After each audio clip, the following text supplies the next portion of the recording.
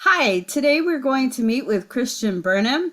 He is I'm going to say an alumni of 2022.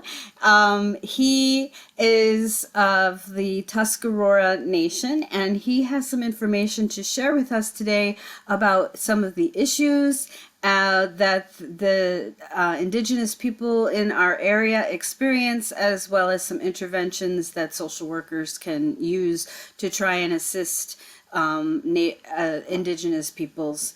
And so the first question that I have is the current issues in mental health and substance use and abuse. Sometimes we learn things from books that may be accurate, it may not be totally accurate. So it's good to have firsthand information about what you have experienced. Yeah. So, I was just discussing with, a Tuscarora woman who is a mental health counselor on the reservation. I was discussing with her some of these issues that we have outlined for today, and it was a very enlightening conversation. She talked about, you know, the issues that we have here, such as like alcoholism or drug abuse. Um, Um, it's hard to sometimes, it's hard for me to talk about because I don't want to perpetuate any negative stereotypes that people may already have, that, oh, they're just a drunken Indian. I've Mm, heard that so many times from, people off the reservation. Um, but these are issues that we do face.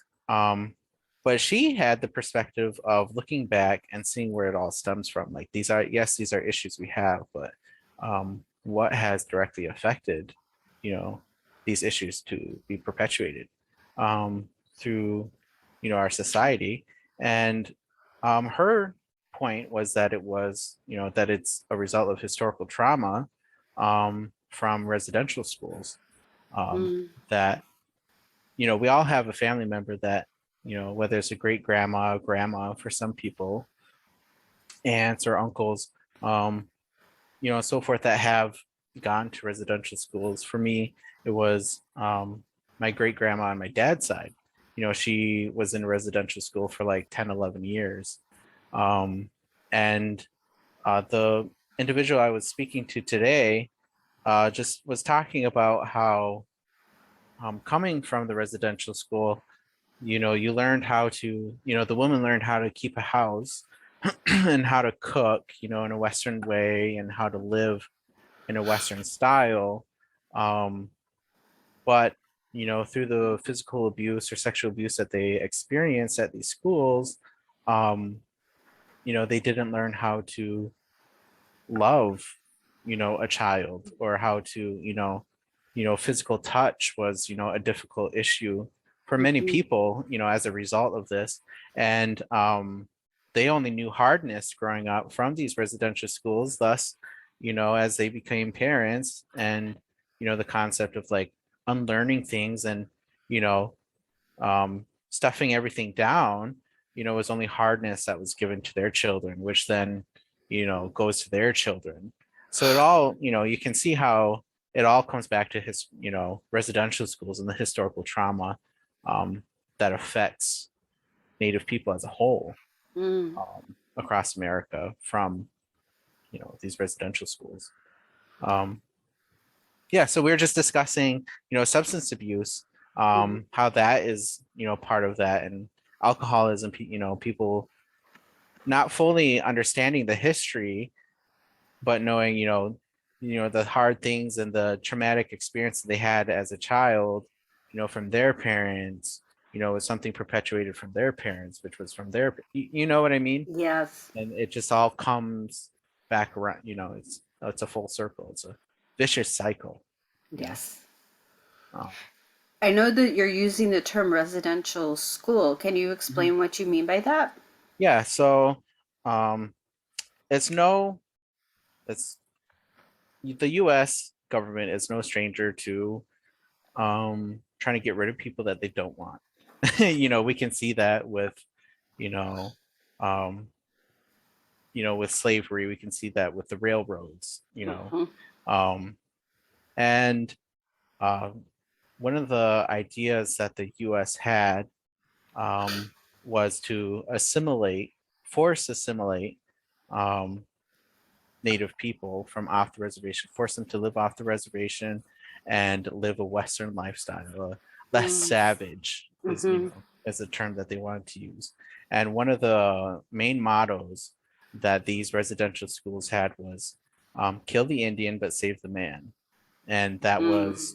that was in essence the goal of what these were. So oftentimes, both in Canada and here in America, um, for us it would be the BIA would come in and oftentimes you know, tell the families that they're taking their kids, and taking them to these schools and just take the children, non-consensually and send them off to these schools. Some parents were manipulated into thinking that that was the only way um, at that time to send their kids off to school, these residential schools. So now you have hundreds of these children from, different reservations, attending these schools. Some of them, can't even talk and they're there. Mm. And, the boys were forced to have their hair cut and they were forced to not speak the language. They'd have physical and sexual abuse as a result if they did speak the language. Um, and, so they ended up growing up there sometimes. Some people, one of the movements today is every child matters within, Native nations. And, that's addressing the children that died at these residential schools and were buried in unmarked graves, and there are hundreds per school. Last number I looked at was over 6,000 children. Wow. And that was mainly just Canada, like America hasn't really begun their search. And so basically, in a nutshell, that's what residential schools were to um, really manipulate Native children into thinking that um, they're not supposed to be Native and that it was wrong to be Native and it was wrong to identify that way and partake in the life that they knew.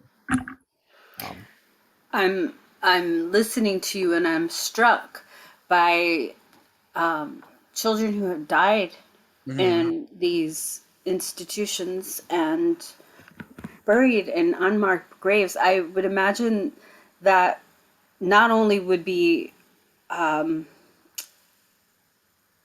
traumatic experience for a parent to know that Mhm. they sent their child to a school Mhm. and their child died, Yeah. but I'm also wondering if there are traditions in how to bury somebody who's passed that were not followed that would also be traumatic. Yeah. So, each nation has their own um, like burial rites. Mm-hmm. And obviously that wasn't followed with, you know, with the schools because the schools want nothing to, don't want any room to identify, don't want any room for Native children to identify, Mm-hmm. so they were just buried. There's a good documentary of, um, if you want to look more into this, the residential schools and locally, Mm-hmm. there's a documentary that was made by a Tuscarora man called Unseen Tears, and you Mm. can look that up on YouTube too. I think it's a three-part video, and that just takes people's experiences just locally, within the Buffalo area and Canada area, Mm-hmm. um, of their experiences at boarding schools. I know I heard a story from an elder, excuse me, um, where they were given a bag, this bag, um, and they said, him and his buddy at the school were given a bag and they were sent down by the nurses to go put it in the furnace. And so they said, okay. So they go to put it in, and as they're putting it in, the elder said when he was younger, he could feel like feet. And so Oh, so these are just even the burial, these burial spots of these children, are just the people, are just the children that were actually buried. There's so many horror stories, yeah. of these experiences. um so yeah. those Is there? Oh, go ahead. I'm sorry. I was just going to reiterate that those institutions, it's very easy to see how that perpetuates these different Hmm. mental health issues and um, Yeah, the trauma, mhm, the intergenerational trauma, the community trauma, mhm, the identity trauma, um, and just separating families. mhm, So not just, it's just separating community as well mhm, as your family. And I can't imagine what that would feel like to have someone come into your home mhm, and say, we're taking your children. mhm, You have no choice. mhm. And then you find out that through the grapevine, maybe one of them have passed away, Mhm. or that's Ex- just heartbreaking yeah, except they wouldn't be told they were passed away. They'd be told that they ran away. that they ran away. Hmm. So, these schools, didn't take the blame and were, oh, your child passed away. They're like, oh, they ran away. They ran away. So Mhm, here are parents who don't know what happened to their child at all, and they're mhm, probably trying to find them. mhm, That's awful. mhm. I'm so sorry. Yeah. That's just awful. Um, but gosh, it's so hard to follow that up with I with know. another There could be question, but that could it be a kind of whole relates. video. Yeah, right. It Yeah. could. It kind of relates in some way. Like you did talk a little bit about how the kids would be either physically or sexually abused if they didn't follow these rules Hmm. of these institutions, and Hmm. that kind of brings me back to the nation.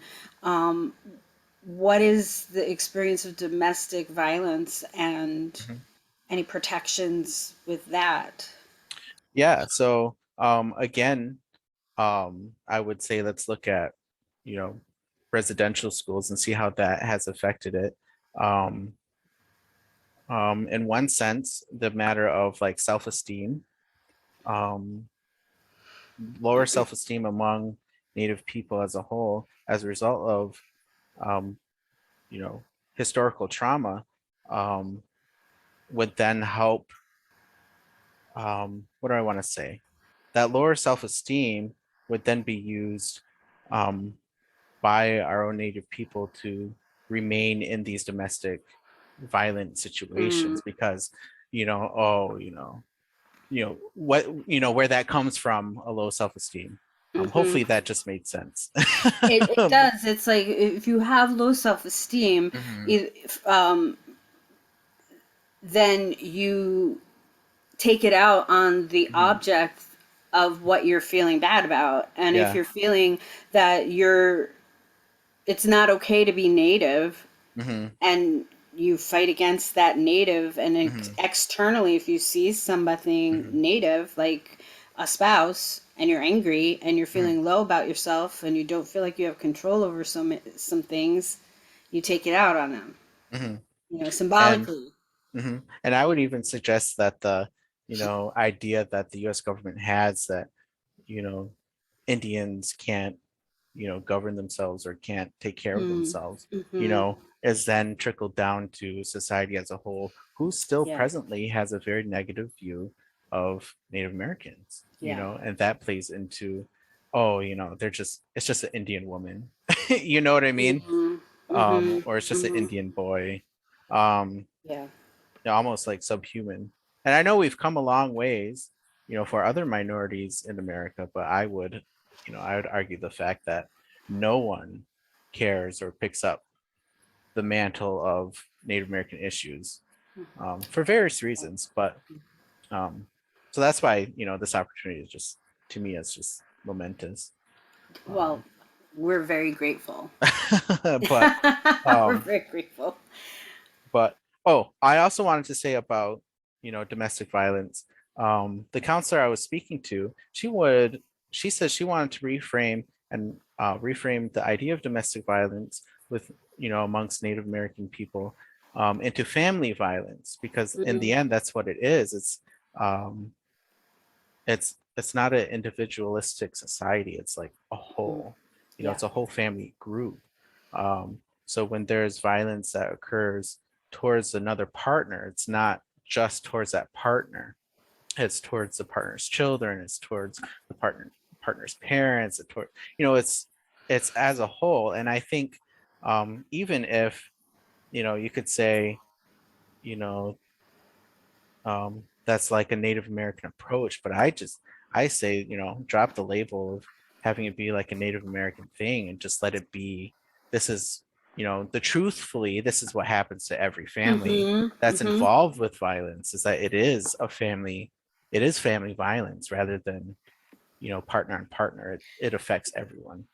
Do you think because a clan is like the family, Hmm. would what we call domestic violence can be considered violence against the clan? Um, I don't know. I can see how that would be since, you know, your family usually, you know, on your mom's side is going to be pretty similar to the same clan. Um, Okay. but I've just never heard anyone, you know, say that. But again, Mhm. today was the first time I've heard, you know, family violence rather than domestic Right. violence. Right. You know. So I have a question about, Mhm, you've mentioned some of the ways that the etiologies basically of mhm, how these conditions like mental health, substance abuse, and violence might have come from. Do you have any suggestions on ways that social workers could assist mhm. or intervene? Um, I want to figure out how I want to word this. I would say point that like if you as a social worker or a counselor or as a professional, Hmm. um, get a client that is Native American, um, I would almost say refer them to another professional that is Native American. Hmm. Um, so when I was speaking to the counselor today, um, she was discussing, and even just in my own personal life, you know, just personally talking with her, Hmm. um, a lot of culture is brought into those counseling sessions, you know, or therapy sessions with her. And we discuss how empowering that is for someone to realize um, who they are, where they come from, and you know the significance of their culture through these, you know, through therapy. Um, and it's not therapy trying to make culture fit; it's culture making therapy fit. Like I Mm. don't know if that Hmm. makes sense. It So does. we, so you know, she takes different aspects of what we already have, what we have in our culture, and she's like, you know, she takes that, and then she's like, here's a science for it. You know, Mm. you know what I Hmm. mean? Rather than taking the science and saying, oh, here's a Native American model or the Native American intervention approach, um, or whatever, and here do this when you have a Native American client, Hmm. you Hmm. know. And so that's why I say if you're a professional, unless you know unless the person wants to stay with you, like I see, you know, a non-native therapist, you know, and I Hmm. have a great relationship. Um, but it was very good to hear um, cultural aspects brought into like the therapy realm. Right. So I'm going to follow that up with a Mhm. question. So I'm not sure what the numbers specifically are for non. Uh, Gosh, I just lost the word. Mhm. Non-nation living or reservation living Mhm. individuals versus reservation living individuals. I would Mhm. think that the services would be easier to access on the reservation. Mhm. I'm assuming versus off the reservation. For finding a native person to assist. So I'm not sure how many non native or indigenous people Mhm. living off the reservation would have access. Like how many people are experiencing these issues would Right. have access to a native counselor. So maybe it's a time to advocate for people who are native to Hmm. to go into social work so that they're available for um, their people. But Hmm. I'm just wondering, make transportation, like I know you Yeah. probably, things like that might get in the way. How, I don't know if you have suggestions for that. So I I just do threw know. this at you, No, so that's okay. So I do know some of the numbers of that too. okay. Statistically, I believe, um, I'm not going to put a direct number to it because I can't remember exactly, but I did read that the majority of Native American people live off of a reservation and in Hmm. urban areas. However, if I was wanted to access services through my nation, I would have, I would go to the reservation because that's where we have our clinic. That's where we have Hmm. our dentist. That's where we have, that's where this counselor is. Hmm. Um, and so I would have to be there. But if I lived in Buffalo and, I had no transportation, um, I, unless I had other insurance outside of what the government provides Native Americans, I wouldn't be able to go anywheres, that Mm. would be covered because, you know, I wouldn't have insurance for that, or I wouldn't have a ride to get to the reservation that I'm from if I'm, in an urban area. So you, as a native person, have Hmm. a different insurance Hmm. So like I don't because. Go ahead. I was gonna say I don't have to purchase insurance, health insurance, because um, through treaties it was, the government, the U.S. government promised to, take care of the welfare of Native Mm. Americans. Okay. Um, and so through that we get health insurance and whatnot. Um, how good it is, that's another discussion. But I would have, for me to even see the therapist that I see off the reservation, I had to go to our clinic and say I need to see therapy. Then they had to write me a referral for someone, for a place that accepts, state money for that. Wow. So So that luckily for also me, limits access. mhm. And so luckily for me, um, without getting into too much, Hmm. um, monies for our clinic is funneled through Niagara Falls Memorial. Okay. So Niagara Falls Memorial has their own outpatient, wellness center, and so I was able to get in that way Okay. through the insurance that we have through the nation. But then you would have to have the funds to get the transportation to get Yes. there, Hmm. Hmm. which, Um, wow. but some people do see the counselor, the Tuscarora woman who is a Right. counselor there. But even still, even living on the reservation, transportation is still an issue. Um, so, So that actually brings me to the experience of poverty. mhm. Can you um, talk a little bit about that?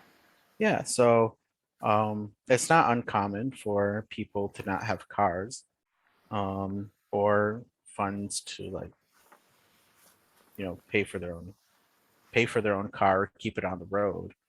Um, so that's one example of the experience of poverty that they have. Some people always need a ride, Hmm. um, someplace, for one reason or another.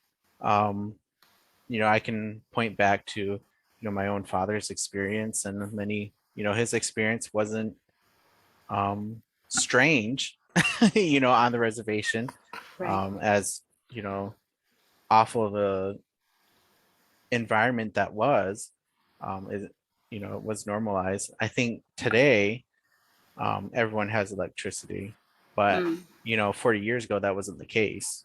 Hmm. um, um,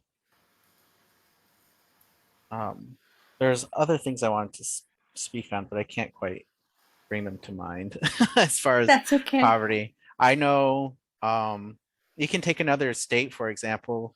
Um, if you want to look at it like a macro view, in South Dakota, I spent some time in South Dakota on the Lakota reservation there. And their reservations are huge. They're like Mm-hmm. county worth, like it's a whole county. And the poorest county in that state was a reservation. Mm. Um, and truly, that was a Pine Ridge reservation. And truly, that is poverty stricken. And even out there, the geography is um, not even helpful to maintaining a job, because people, like I said, it's not uncommon for people not to have cars or transportation.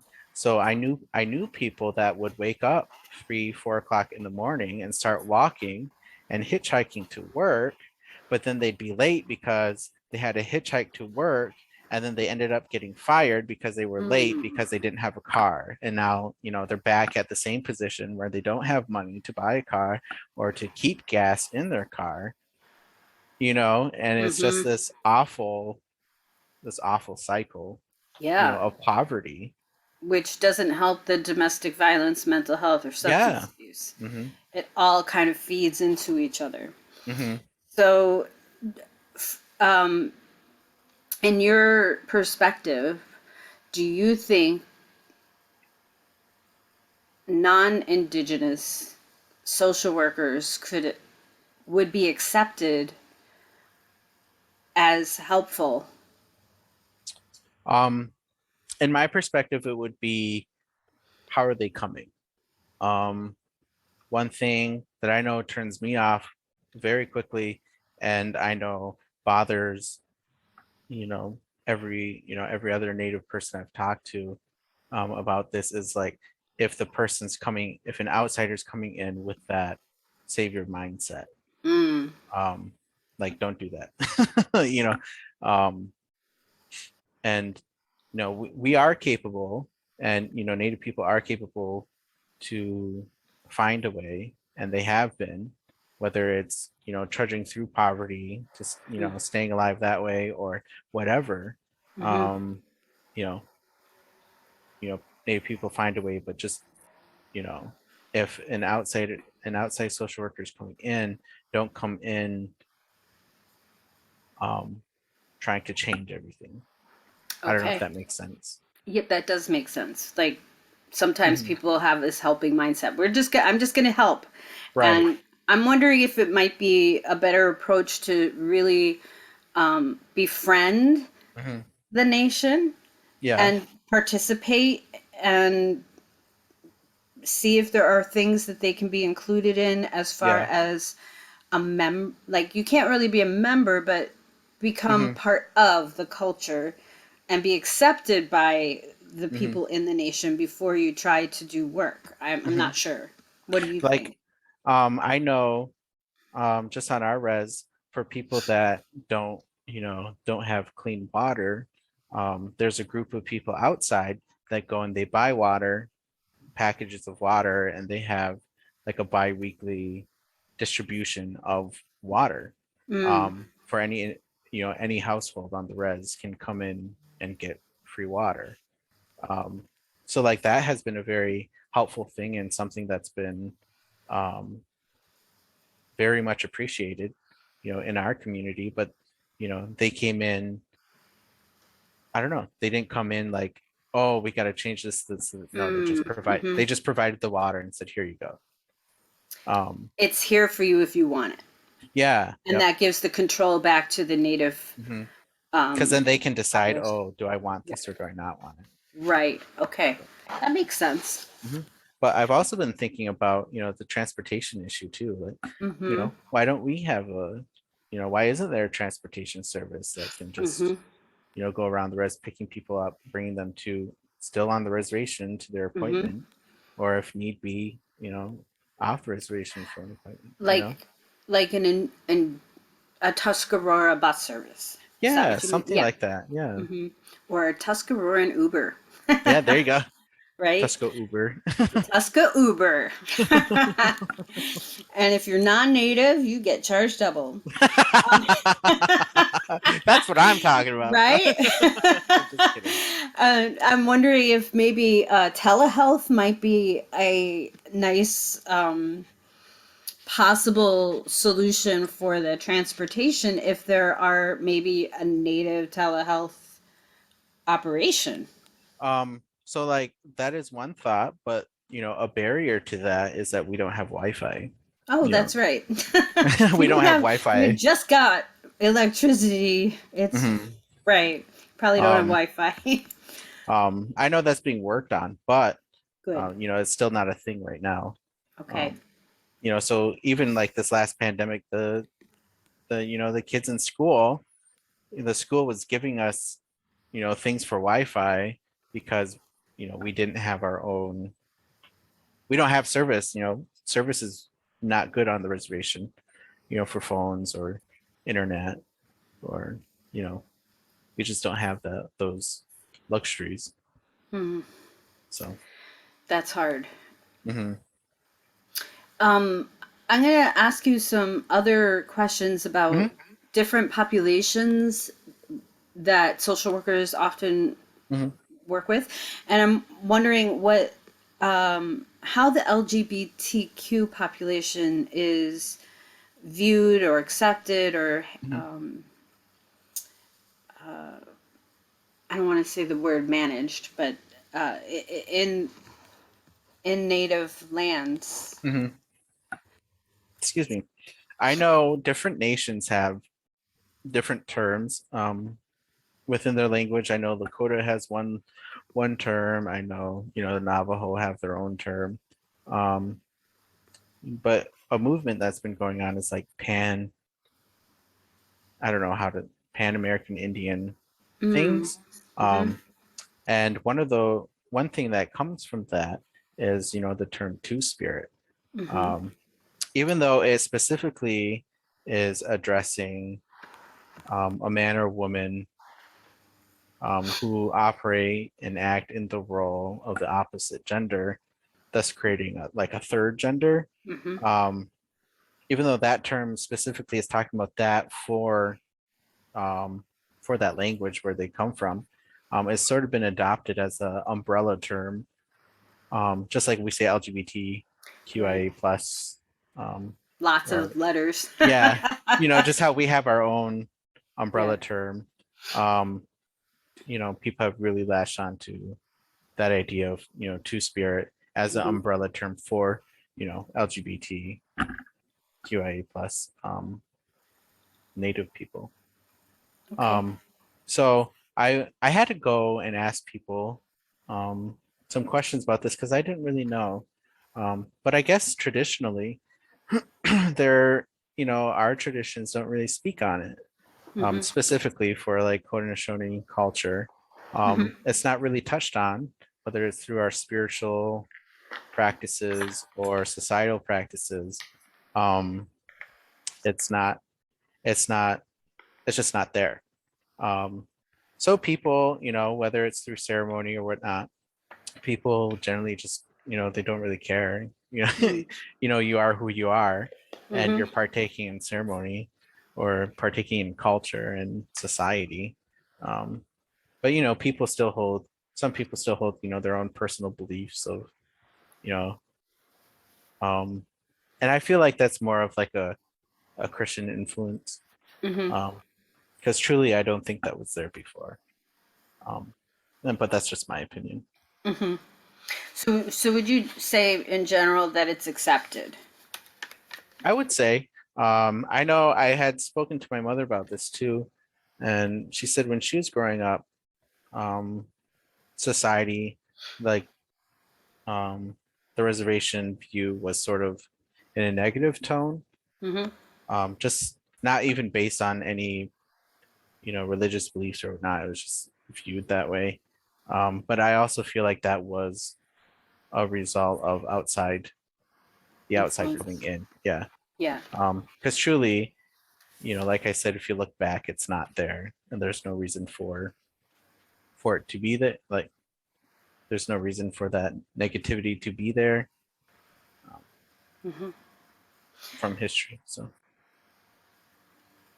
I'm gonna change gears, and I'm okay. gonna ask you a little bit about college for Oh, yeah. Indigenous youth. Yeah. Yes. So this one, um, it was very interesting for me to delve into with the other professionals in the field. Um, so I want to preface it in describing some services that our high school students have and what other reservations have. So if we were to take another reservation like the Onondaga Reservation, and um, yeah, I'm not sure if they have like a reservation high school. I don't really think they do. Hmm. So if you were to take that, and now all of their children from the reservation are being sent to high school off the reservation, they have a specific role, a specific person there to I gotta look at what it was called. It was um, the title is homeschool coordinator, but Okay. really it's a very broad job that they do, and they just specifically offer that support to the high school into native youths and to their families. Hmm. So that includes going to these different games or different events that the youth have, and they have that to help be supportive, in that high school in a different environment that's off the reservation. Um, and the one of the issues was is that Tuscarora didn't get one in our high school that's just right next to us until 20 years after everyone else did.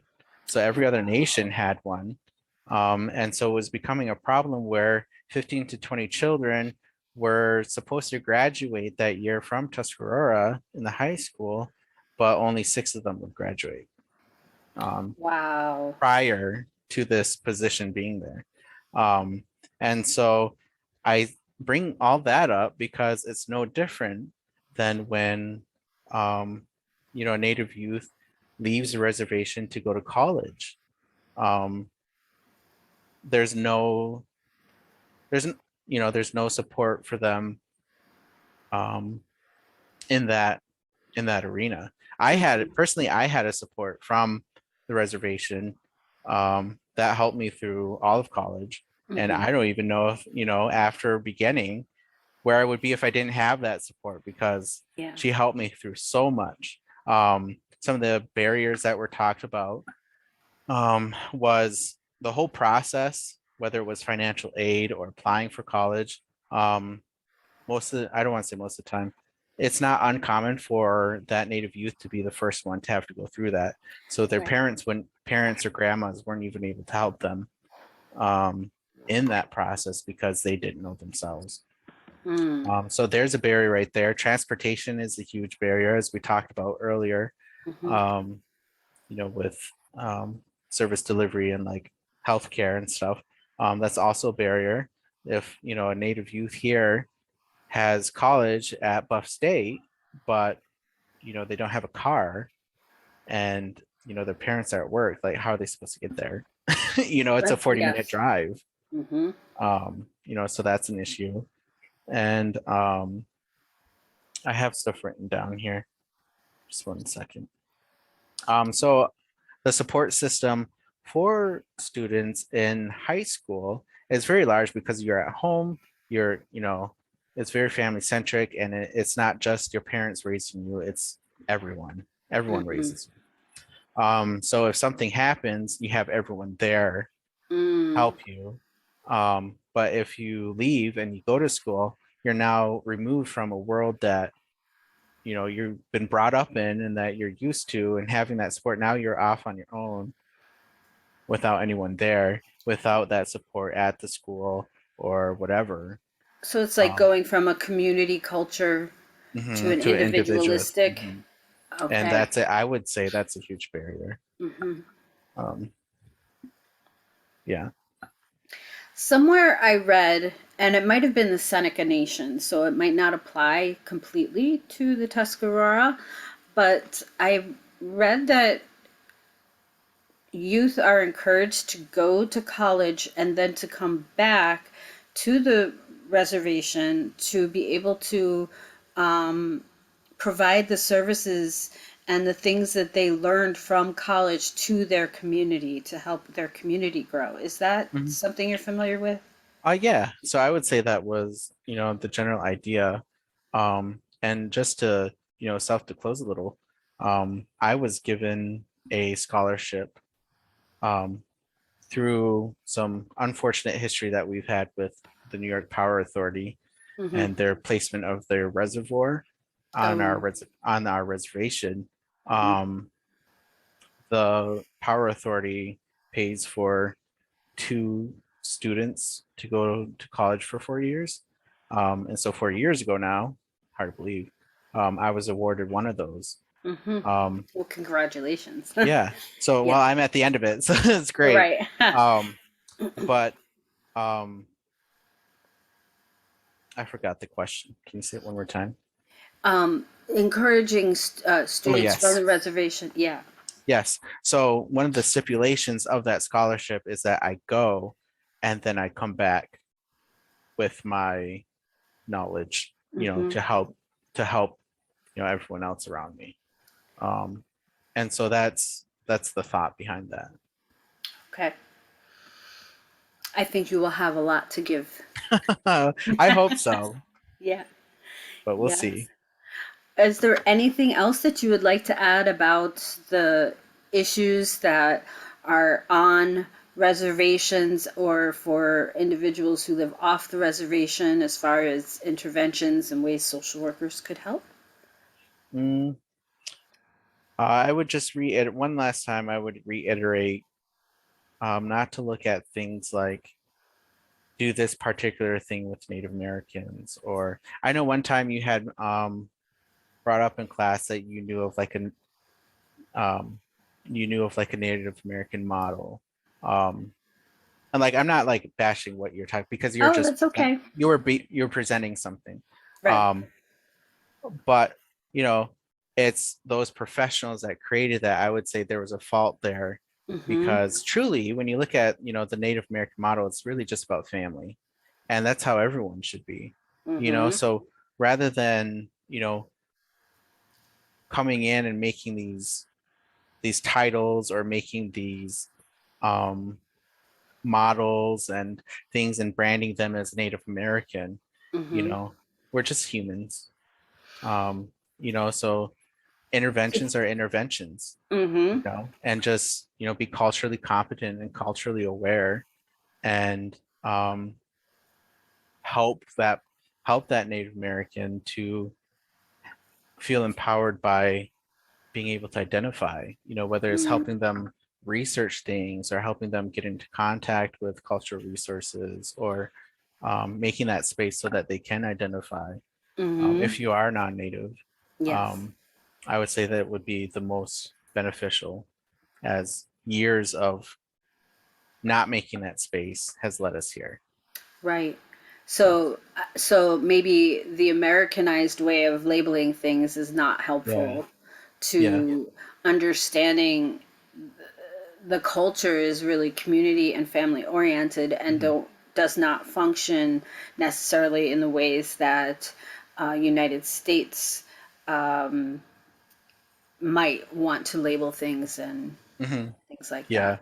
And if there is another qualified Native American that can Hmm. do the same job, Yep. I'm not saying don't do that job. I would say be willing to step aside if that's where they want to go. Hmm. You know, Because it's a different country. hmm And and this is a that. population from a different country, so hmm step aside so that they can have hmm the information and culture hmm from which they came. hmm And then it would be our own people helping our own people, Yes, which is the goal exactly, of everything social work. You know. exactly, exactly. It's all about empowerment. hmm Yeah. Truly. Okay. Thank you Well, so thank you. much for all the information you helped Yes, give to us today. it's been great. I loved it. Yeah. Thank you. Yep. Thank you.